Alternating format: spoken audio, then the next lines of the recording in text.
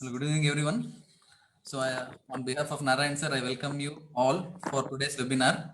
So, today's webinar is on how to plan your diabetic meal. So, Dr. Raghunandan will be walking us through the diabetic cuisine today.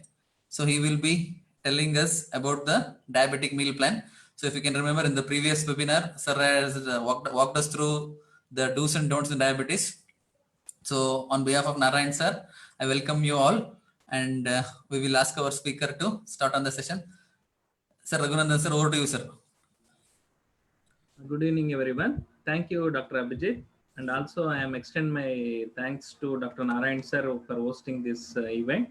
So, continue with the previous what I spoken regarding do's and Good don'ts afternoon, sir. diabetic. Sir?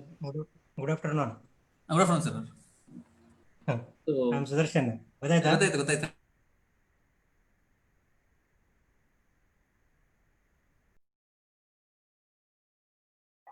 Raghu, unmute yourself. Raghu, unmute yourself and you can start the session. Good evening, everyone. Thank you, Dr. Abhijit. I'm extend my thanks to Dr. Narayan sir for hosting this session. In continuing with the previous talk on do's and don'ts in diabetic nutrition, today I'm just discussing how to plan a meal for a diabetic patient. So, I'm just sharing the screen here.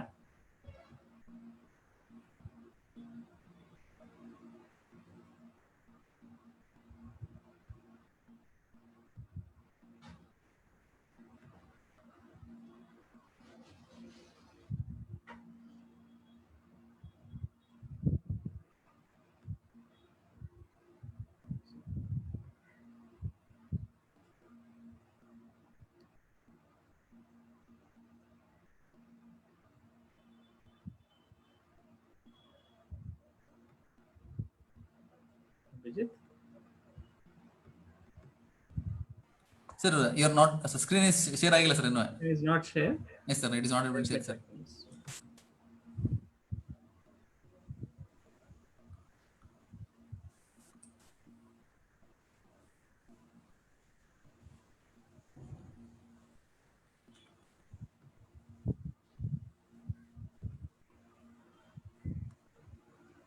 Yes, sir. Sir, maximize ಮಾಡಿ, sir. Maximize ಮಾಡಿ, sir.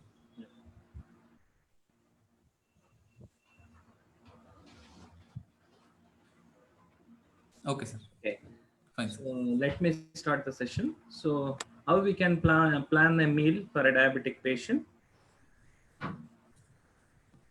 So this is my outline. So first I'll be what are the basic guidelines or principle to be considered before planning a diabetic diet, and based on that guidelines, the variety of foods to be chosen based on the glycemic index and the proximate principles like carbohydrate, protein, fats, vitamins and minerals, how much should be taken based on that. And also a diet should be chosen in case of special conditions like diabetic heart disease as well as kidney disease, diabetes with heart disease as well as kidney disease. There is a special emphasis on this condition. Before starting, this tips for healthy eating in diabetics. So this diabetic diet primarily it's a calorie based diet,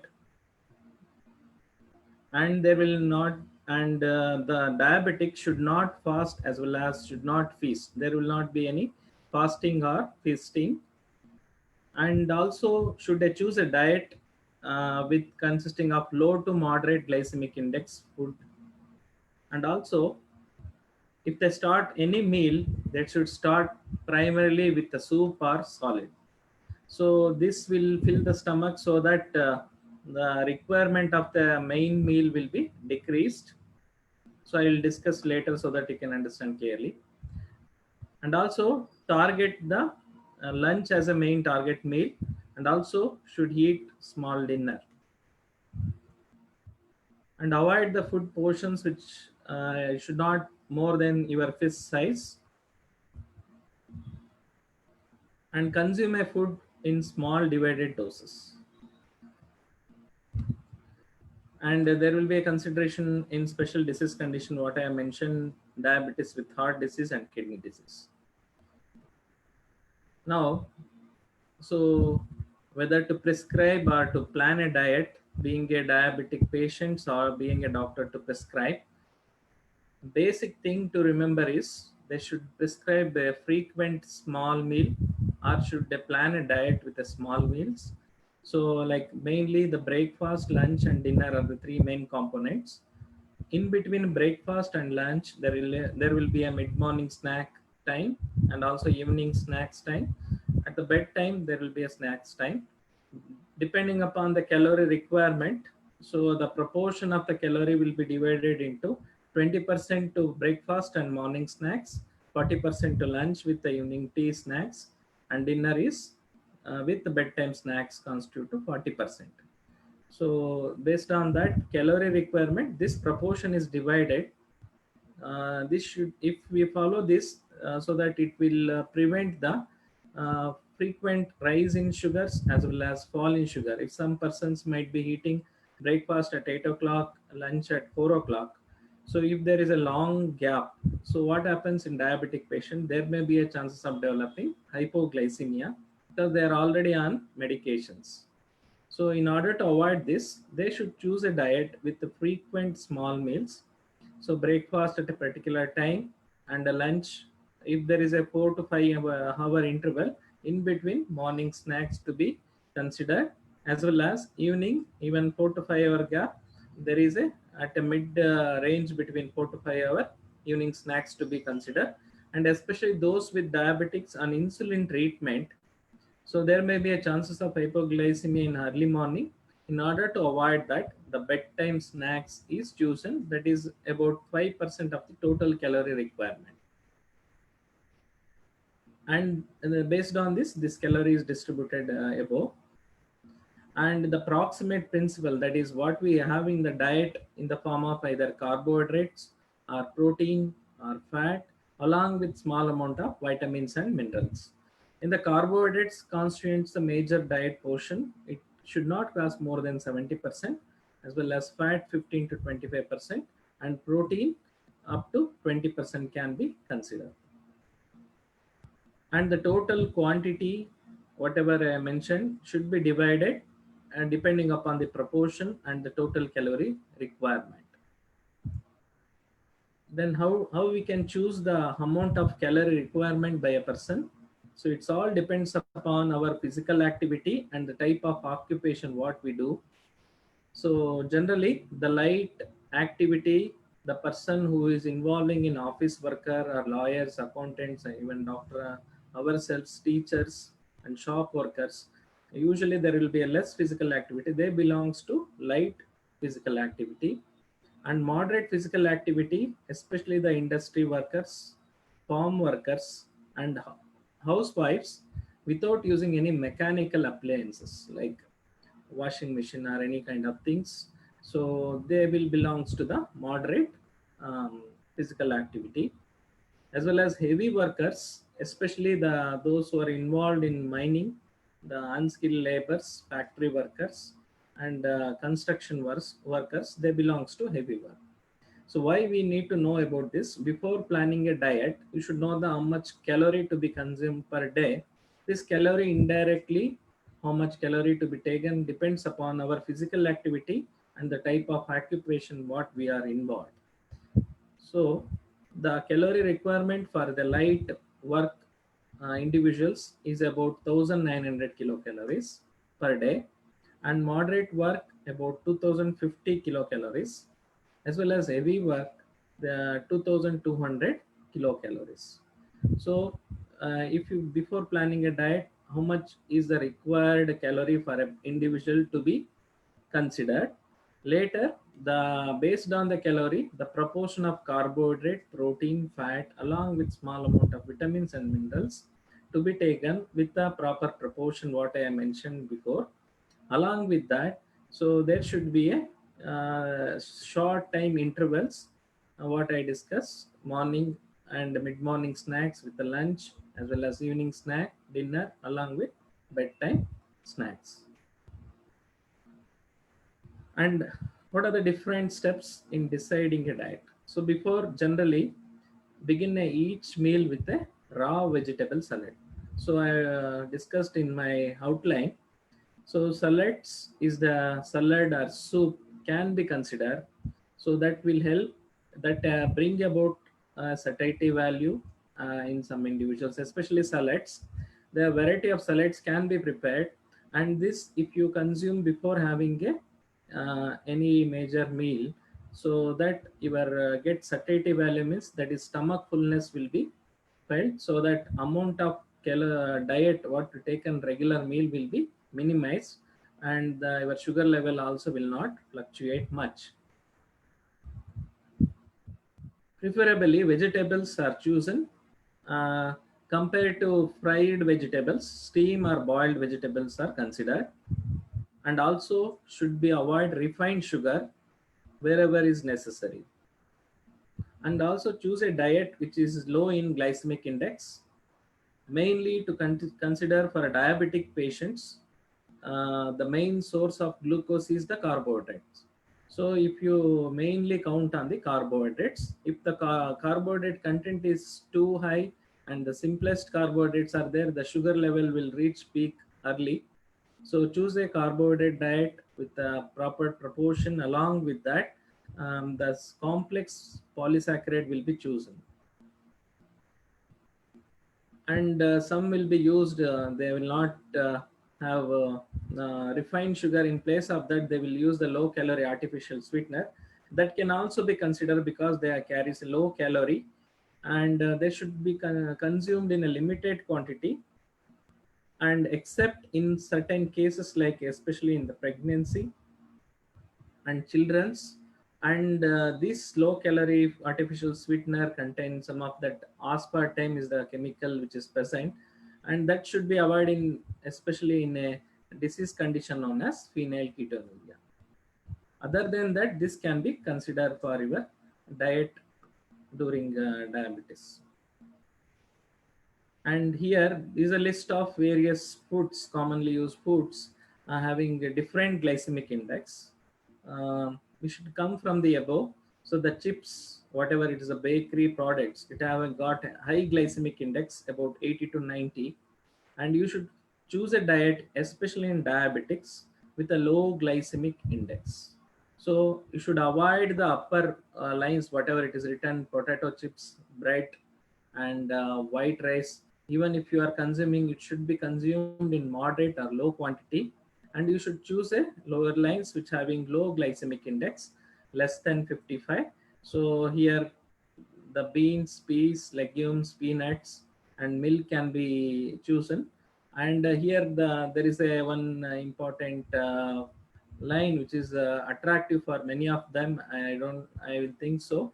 Ice cream as a low glycemic index is mainly because of this contains the huge amount of fat also. This fat will interferes the absorption of glucose, so that there is a rapid rise of sugar will not be there if you consume the ice cream.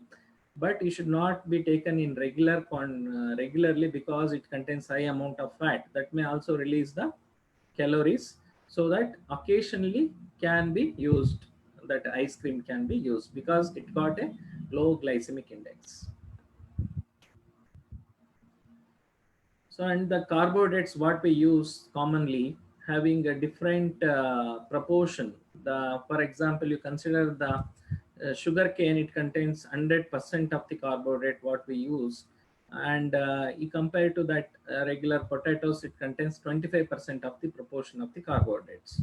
So choose a diet which having low carbohydrates, or the carbohydrates, if they are at all it is present, it's a complex carbohydrate can be chosen. Okay. So based on that, even rice also contain 80% of the carbohydrate content in that. So now we'll move on to the, suppose if I want to have breakfast, what to be have and how much should be taken. So you can have a variety of breakfast menus. Mainly I'm just focused on the South Indian menus. So for example, if you want to consume upma, you should take a medium sized bowl. So that will constitute about 300 to 400 ml capacity. That much should be used for a breakfast. And if you want to choose a dosa, about one palm size, this much width, around 6-inch width of a dosa, you can have one palm size dosa with the 3 dosa with chutney, or with you can have 2 dosa with curry. So because the curry might be a varieties of curries, that may also some calorific value, so that either it can be chosen the palm size dosa. You can have 3 dosa, you use the chutney, that calorie will matches. And if you want to have a idli, you can have 3 idli with chutney or curry. And suppose they have prepared the rice bath, preparation of various rice bath, so that one bowl can be taken. So here you can observe that.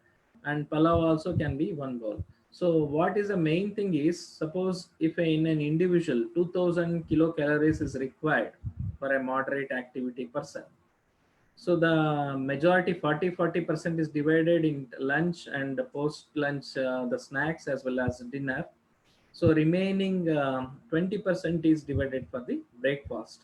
So in that 15% can be used for the breakfast as well as 5% for mid-morning snacks. So that you should choose a diet having this much proportion. You can choose, and this is the one. And if you want to consider chapati also, you can have 3 chapati with chutney, or you can have 2 chapati with curry can also be considered. This far as the proportion and the calorie division, based on that, this much can be consumed for the breakfast. And what I told, suppose if they have breakfast at 8 o'clock, they're planning a lunch at 2 o'clock. Ideally, you should choose a mid-morning snacks in between this breakfast and lunch around 12 o'clock. Okay, depending upon the working condition, availability of the things, this can be used. Like sprouts can be used in a small plate or bowl. That much quantity can be consumed because this got a less calorific value. And cut fruit can also be used, and fruit juices without adding sugar, that can also be considered, 1 glass of fruit juice. Or else lassi can be used, and soups, and skimmed milk. Okay, it's not the whole milk, it's a skim milk. Many of them might ask, sir, milk can be consumed or not? Yes, you can consume, but it is not the whole milk that contain fat. Nowadays majority they use the dairy milk, the packets, that is divide of other calories like fat and other content. So you can use the skimmed milk that got a less calorific value, without sugar, or you can use a low calorie sweetener. These are the mid-morning snacks can be considered with the proper proportion. It should be taken in between breakfast and the lunch. And what are the fruits can be chosen, because these are the fruits what I mentioned here, got a low carbohydrate content, indirectly it have a low calorific value. So these are the various fruits in that easily available. Actually, these are the things can be considered. Even watermelon and these things can be considered. These are the fruits having low carbohydrate, indirectly have the low calorific value. And lunch, for any lunch or any meal, if you major meal, if you want to start, you should start with nothing is there in this plate. Mainly here it is the salad which is there. First you have this, later then you can have a main lunch. So initially you should have a salad, so that you will get some stomach fullness, so that the requirement for the major meal or a specific meal will be reduced. That should be taken in this form. At least a medium sized chapati with 1 bowl rice with sambar and dal. And these are the small katori size to be consumed. Okay. And in place of the chapati, you can consider puri or roti can be considered. That is about medium sized, around palm size roti or chapati can be considered. And evening snacks, the variety can be chosen. Either 1 glass of skimmed milk, tea or coffee can be considered. And suppose you want to have pakoda, should not eat more like 3-4 plates. Actually, 2 in number is sufficient to meet the 5% of the evening snacks calorie requirement. And omelette can be considered, and also sprout chart can be considered. So this is a healthy chart, can be used. It is very appealing, so that you can preparation is little time consuming, and also if you make a habit, that is very much useful.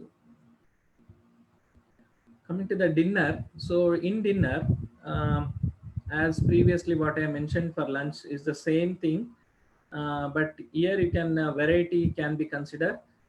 Initially, you should start with the salad, and later with the main meal, having 1 or 2 chapatis with a little curry to be considered, along with 1 glass of buttermilk. And what are the bedtime snacks? Especially this is very important for the diabetic patient who is on insulin treatment. So if they skip the meal, they will go for hypoglycemia, that is decrease in blood sugar level. So that is very much dangerous, and sometimes the patient may be go for coma also if the blood sugar level falls too low. So bedtime snacks is very important to prevent this hypoglycemia, especially in the midnight or early morning.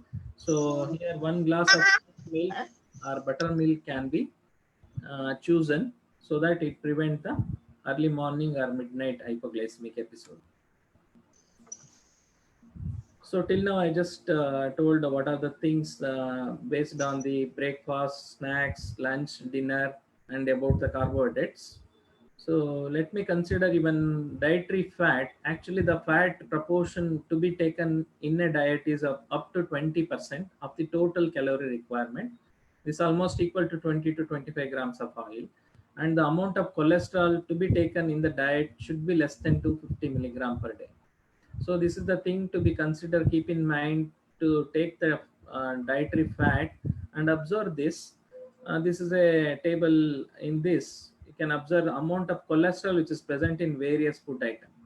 So if you eat a egg yolk of 100 gram, it contains 1330 milligram.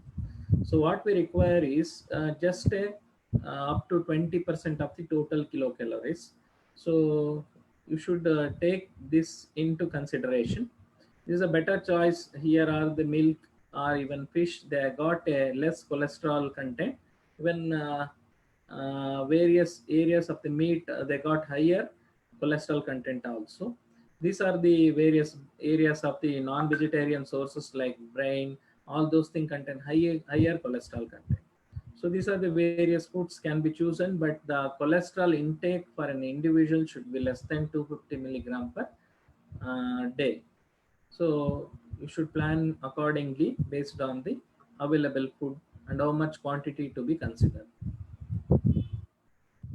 And the fatty acids actually ideally should be consumed 1:1:1:1 ratio, that is saturated fatty acid, monounsaturated, and polyunsaturated.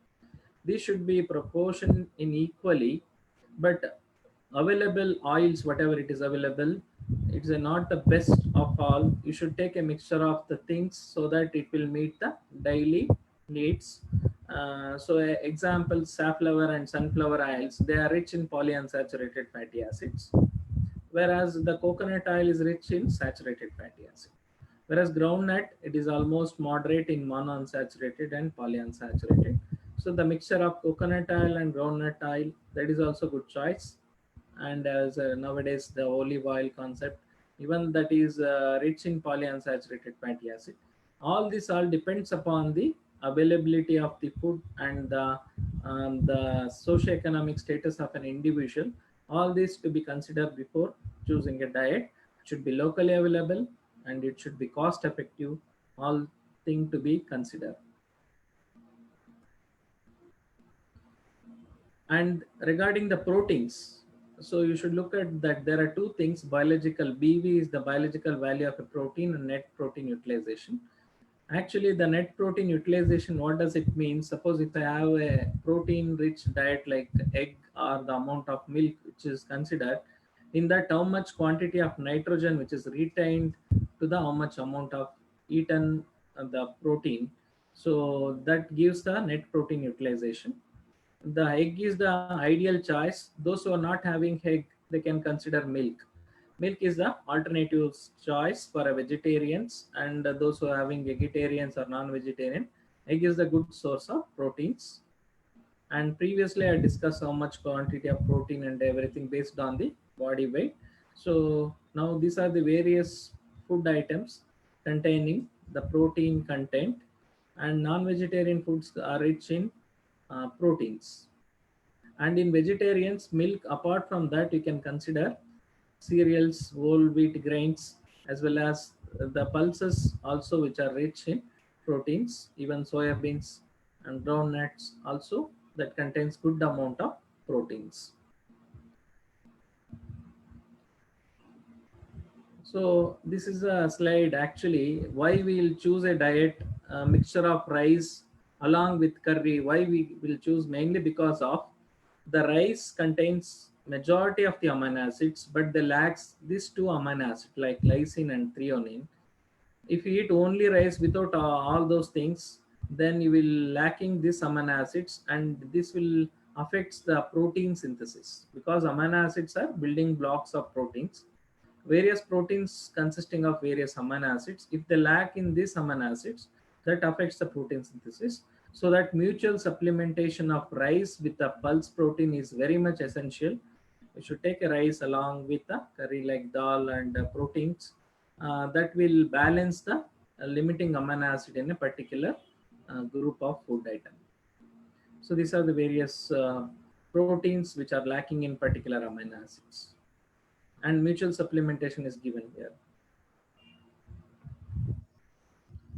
So coming to the special condition, the diabetic, majority of the diabetic, especially the uncontrolled diabetes, they will go for in after 8 to 10 years, they may chances of developing kidney disease. So if the kidney disease, if sugars are not properly controlled, that will progress, and this may be leading cause, one of the leading cause of death due to diabetes. So you should strictly control the sugar, and also those who are having already kidney disease sets in should consider a diet. Special precaution should be taken while having the diet with diabetic with kidney disease. So all the nutrition needs of a person will differ from each person to person, especially in kidney disease. The person is just a kidney disease stage 1 is different from end stage renal disease. So that all this to be keep in mind before choosing a diet. And especially the 3 P's of kidney nutrition is, so special emphasis on protein, potassium and phosphorus to be considered. The how much should be prescribed to be taken in the diet: protein, potassium and phosphorus. There should be a special precautions. It should not taken over the otherwise it will affect the kidney function. And especially the veg proteins are preferred over non-vegetarian source, especially beans and lentils, because the non-vegetarian proteins, they are contain higher protein content, so that it will affects the clearance, kidney function clearance. So this to be considered.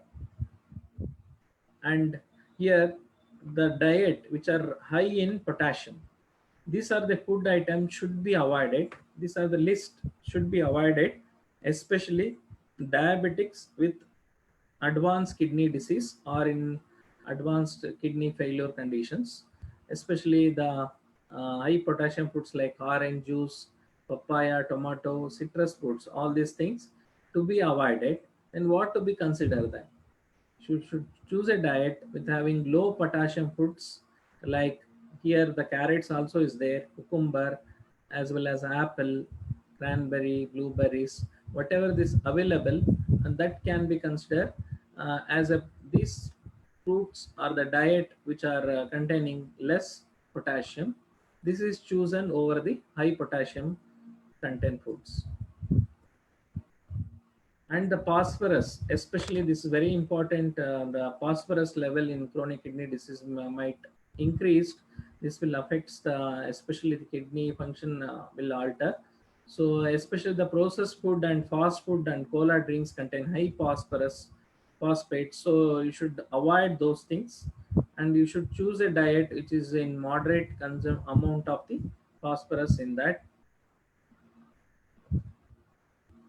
With that, especially in an overview, in diabetes with kidney disease, general principle of diet remains the same, but they should avoid the high potassium food, avoid the high phosphorus food, and they can consume the low potassium food. So these are the overall thing to be remember. Apart from that, the water intake will differ from different stage of kidney disease. Those with advanced kidney disease, the doctor usually will tell limitation of the fluid intake to 1 to 1.5 liters based on the kidney disease stages. Now coming to the diabetic with heart disease. So this is one of the major leading cause of death, especially in United States. And this person, and also some person might be obese also. So you should choose a diet which will adequately control the sugar, as well as it should bring down the weight also, especially those who are obese. What are the heart healthy foods can be considered in what way? Diet, already we have discussed what is there in that. In that, you should choose a low calorie and low fat is preferred. And also there should be a diet which contains low sodium, cholesterol, and saturated fatty acids. So what I discussed, egg yolk should be avoided. It is rich in cholesterol, and the fried food contains high in sodium, as well as the prepared foods in the packets which is available in various forms that also contain higher sodium. This thing to be avoided, especially in a diabetes with having cardiac problems, that is heart diseases. And also they should choose a high in fiber diet and high in antioxidants, as well as vitamins and minerals. And also they should avoid trans fats. These trans fats which are mainly present in the food which is fast foods which is available outside, so that this contains high amount of trans fats, so they are harmful to our especially in cardiovascular system. It affects the health condition of a heart. So the diet should contain high amount of antioxidant. So we should take this diet so that it will prevent the oxidative stress and development and progression of disease. You should choose a diet with consisting of various food items which are rich in antioxidants. The antioxidants mainly are vitamin C, vitamin E, and beta carotene. The vitamin C rich antioxidants, these are the sources can be considered. This provide the immunity also one side, and also this will prevent the progression of disease on other side, like this citrus fruits, as well as amla, gooseberry, lemon, drumstick leaves, coriander leaves, and these are the things can be considered which are rich in vitamin C. Even the wheat germ, whole grains, and almond, sunflower oil, or olive oil, which are rich in vitamin E, can be considered in this. And fenugreek leaves are spinach and broccoli. This also rich in beta carotene. And certain things like whole grains and garlic and pumpkins, which are rich in various trace elements like selenium. So these have some antioxidants. So these are the things to be considered. This will provide the immunity, as well as prevent the progression of a disease. So actually this is the overall summary of the things. Suppose if you plan a diet for a obese person, instead of taking 1900 calories, the diet plan was 1400 kilocalories.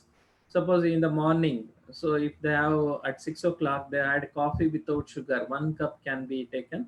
And breakfast, they can have 2 numbers of dosa with chutney and sambar, and around 8 o'clock. You can observe this lunch and breakfast. There are about 4 hours gap, 4 to 4.5 hours.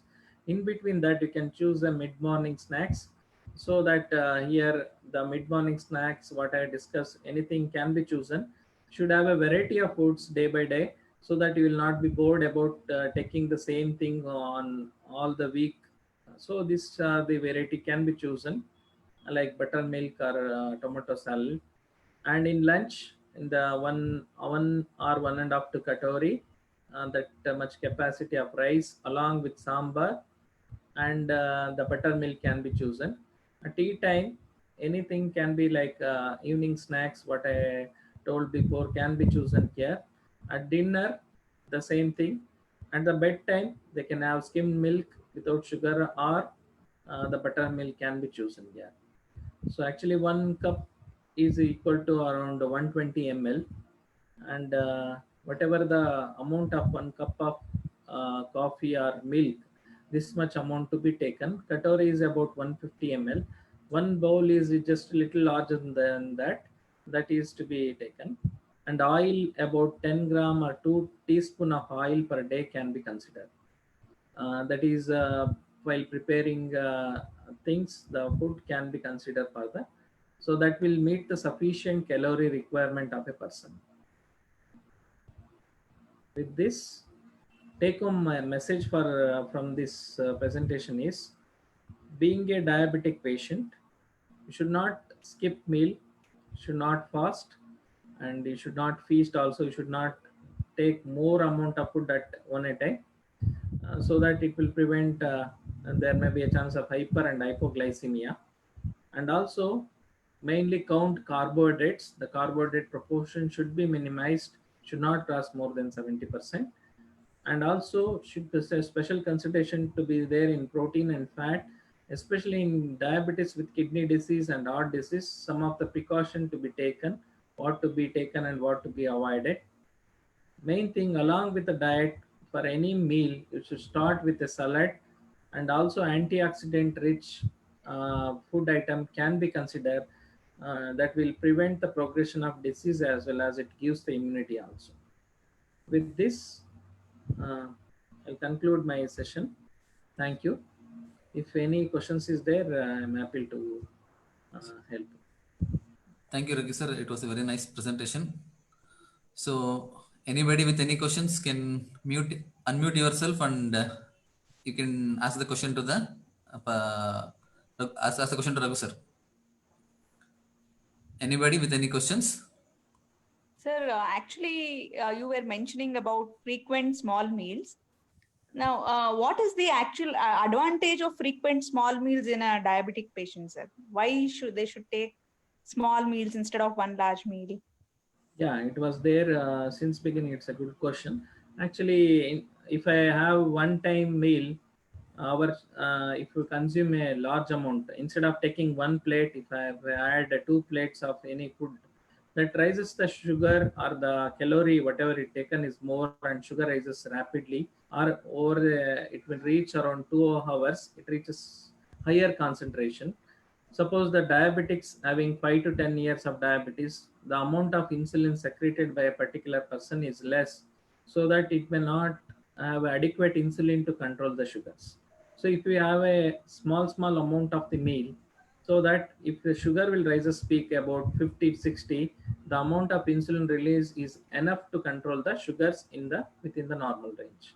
That is the main idea, to prevent the sudden rise in sugar, as well as it also prevent the development of hypoglycemia if a long hours is there. Thank you. Anybody else with any other questions? So if no questions are there, then I have 2 questions for Raghu sir. Yeah. Okay. Sir, in the starting slides, you mentioned about the glycemic index. Yeah. And at the bottom line, ice creams were shown, and they were told to be having less glycemic index. So that is giving us a message that if we can consume ice cream. So No, would you like to not comment? regularly. That's what I told in the session. You can occasionally you can consume the ice cream. Once in I read a few articles which are showing that compared, for example, ice cream is chosen over burger. Burger carries about 350 or 380 kilocalories. It doesn't mean that you should have ice cream at all the 3 times. Occasionally over a for example, once in a while month, so they can have only the 1 cup of small cup of ice cream can be chosen. But it is and along with that, main disadvantage of consuming ice cream regularly is the fat content in the ice cream is more, it will not raise the sugar, but the fat storage will be increased. That in turn it releases the other adverse consequence. Okay, that means say that initially It there will is no not raise the sugar immediately, but Yeah. other disadvantages are there related to ice cream. Sir, and one more thing I would like you to clarify, sir. There was a message running in WhatsApp. I think I had asked the question in the previous session also that some Bangladeshi scientist, he was projecting that you can consume more fructose as compared to glucose, and most of the people, the non-medical people, they have an idea that if in order to control the sugar, we need to consume more fructose. So I would like you to comment about this thing, sir. So he was showing in a glucometer. So he was using a glucometer, and he poured some glucose solution into that, and then he showed the rise in the glucose level.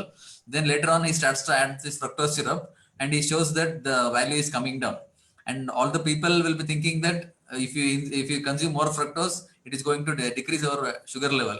So please clarify this thing, sir, to our Yeah. participants. So yeah. What you are told, they are shown that sugar solution that is showing higher sugar. Definitely, the test, whatever it is based on the specific for glucose, what the glucometer, what they are used. The tests which are used for fructose or sucrose detection are different. So anyway, for demonstration purpose, for whatever may be the reason, if they use that, actually the other means of taking higher amount of fructose or sucrose, especially sugarcane products, and this jaggery. Initially, there was a concept that the diabetic patient should not consume the direct sweets and all; they can have jaggery or sugarcane. So later, there is a various evidence which has shown that the jaggery or whatever sucrose, it contains fructose, even it is sweeter than the glucose, that have a other adverse consequence, especially in the formation of advanced glycated end products, especially in the mechanism. Even the fructose can be interconverted to glucose by a metabolic pathway. If more and more in excess, what I mean to say is, they can have a food or a fruit which is contain majority of the fruits which are sweeter, they contains fructose. I agree, but the amount whatever you take in excess, anything is excess is very dangerous. The excess fruits or whatever fruit containing sucrose or fructose, that will interconvert glucose. That glucose over a period of time, that may affect the health condition of a diabetic individual. So this based on the metabolic pathway as well as the conversion, this is the thing I can able to tell. So you mean to say that fructose should not be consumed. So It basically, can be consumed. he's trying to measure fructose in a glucometer. That is why glucose is going down. That's what you want to say, no, sir? That is regarding the methods what they used. That is one entity. And in vivo, in a person who is having a regular test meal like glycemic index, what we compare, glucose solution if they give how much sugar, and fructose solution if they want to drink, and how much sugar it will release. It may not release immediate sugars into the blood, but this fructose with the various metabolic pathway in a long term, definitely it will affect. I mean to say, it should not avoid the fructose containing food or fruits. It should consumed in a moderate and low quantity. So that is the main thing I want to suggest. And one more question, sir. There are some patients who will be taking this mixture forte insulin. So they will be taking usually once in the morning dose and once in the evening dose. Yeah. And what they argue is, so morning I have taken insulin, I have taken food. So afternoon, even though if I delay the food, it is not an issue. So what do you like to say about this one, sir? Means morning they had a breakfast. They had a breakfast and they have taken insulin. So what they will do is they will not plan their meal properly in the afternoon. So and usually they tend to be hypoglycemic. And they say that in the morning I have taken insulin, I have taken food, but still I am suffering. So what do you like to say about this? This is because what you have mentioned about human mixed diet, it consisting of two types of insulin which is mixed in that, about 30, it varying proportion, 30% of fast acting and 70% of longer acting. The fast acting will helps to bring down the sugar whatever they had in the breakfast in the morning over a period of 2 hours. After 3 to 4 hours, the sugar will start dropping, and then the next mode of insulin will lack. It doesn't have the lunch, so that sugar will fall down, because insulin only acting, but there will not be any dietary source of glucose. So that is the main thing you can convey to the patient. It's a longer acting medication. It will act for 12 hours.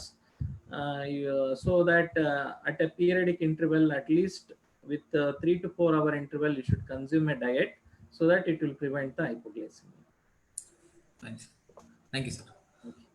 And anybody with any other questions can unmute yourself and let the presenter know about your questions.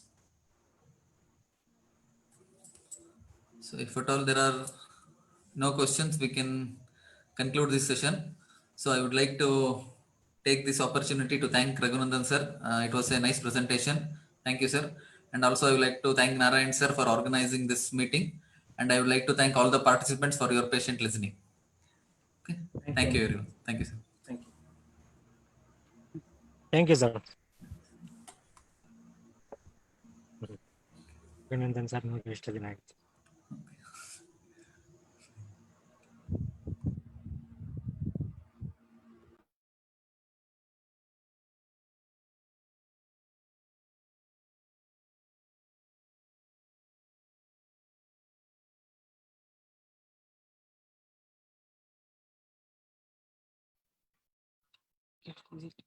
Sir, is it over? Sir, is it over? Hello? Sir, Raghunandan sir.